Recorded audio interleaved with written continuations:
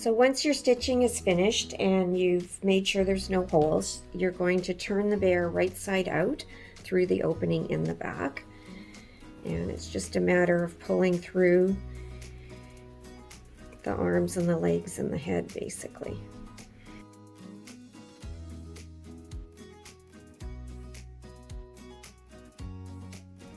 So this is where I look between the legs, and I'm seeing some lines here, and so I may need to do a little bit of clipping in that area just to release the stitching a little, or release the fabric so it can stretch a little bit. So very carefully clip. You want to make sure again that you're not cutting any of your threads. And if you're not sure about this area, this is a place to ask for some help, because again, it's easy to make holes and it's a little harder to fix this area.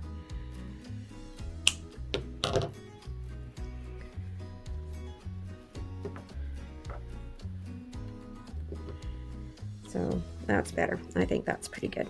So now we're ready to stuff the bear. So I have a polyester fiber fill here, and you want to use small amounts. Don't try and put in a whole bunch all at one time. And I usually start by doing the arms and the legs and the head. And so we just push it in.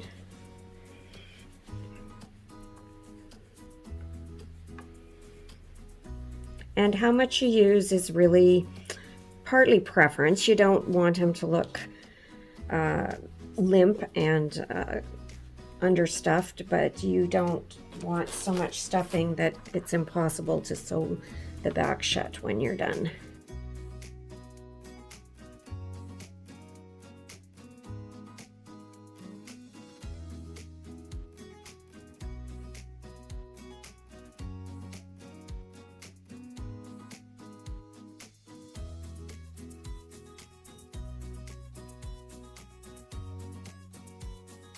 So now I'm just feeling the different parts to see if I think there's enough stuffing in them. A little bit limp in this area, so we'll push a little more there.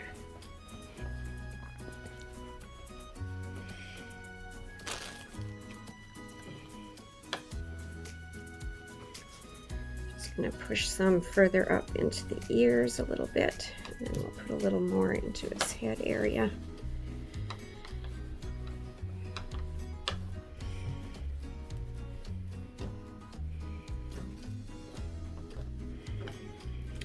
So I think that's pretty good. And again, it's a little personal preference. If you want them to be a little fuller, you could put some more in, but that should be good enough. So now we want to stitch this opening shut. So start by pinning the opening, and this is where if you have too much stuffing, it can be very challenging to pull the edges together. So you want enough, but not too much. So I'm going to just fold the edges of the fabric about 6 millimeters on each side and pinch them together. And I'm going to pin them. And this time I'm pinning parallel to the edge. 3 pins should be enough for that. So then I have a piece of thread, and this I cut off my spool of thread. It's approximately the length of my arm, probably a little longer than I needed. I may cut this shorter, and a hand needle. And I tend to prefer smaller ones than this, but I want you to be able to see what I'm doing.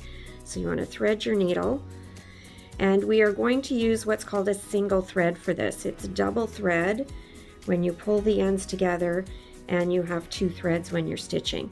And 2 threads are good for things like buttons where you want a lot of security, but when we want it to be invisible, like we do when we stitch the back of the bear, a single thread is a better option. And of course, normally I would use white thread with this.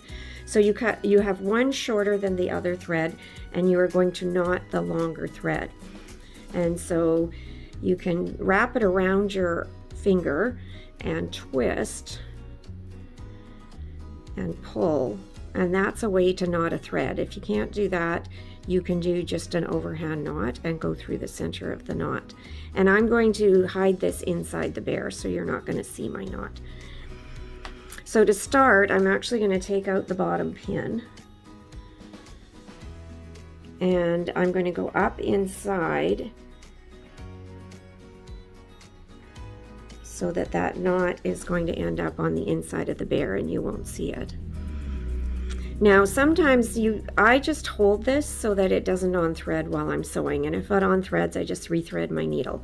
Sometimes my students tie a little knot here, but you have to be careful because if that knot gets caught, it can make it hard to stitch, so I don't usually do that. Now we're going to do something I call a ladder stitch or a slip stitch, and I usually call it a ladder stitch. My thread is on this side of the bear right now.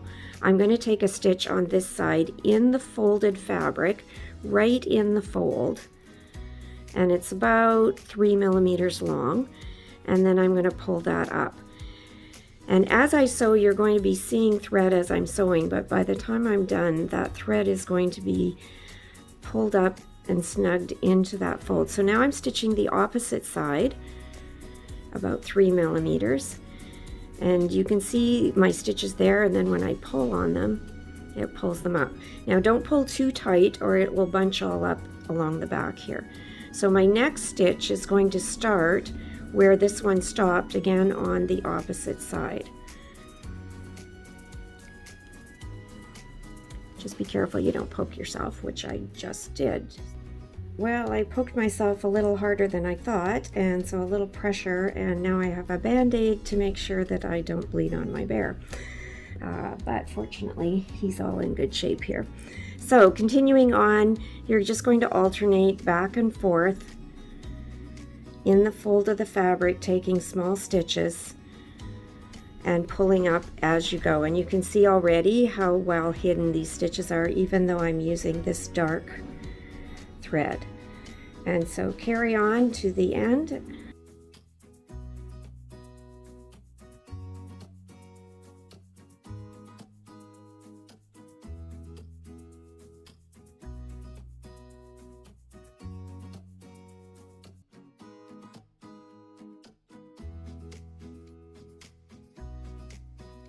Okay, so when you're done, you can see here how you can see very little of my stitches, and again, if I'd used white thread, it would be completely invisible.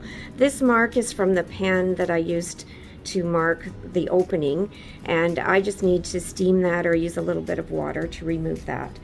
And then at the top here, to knot my thread, when you're finishing off hand stitching, you can take a tiny little stitch and pull it up so you have a small loop. Go through the loop and pull. And I usually do 2 of those, and that will knot your thread, and then you just trim your thread end. So a loop, go through the loop, and you can trim fairly close to your thread. And there's your finished bear.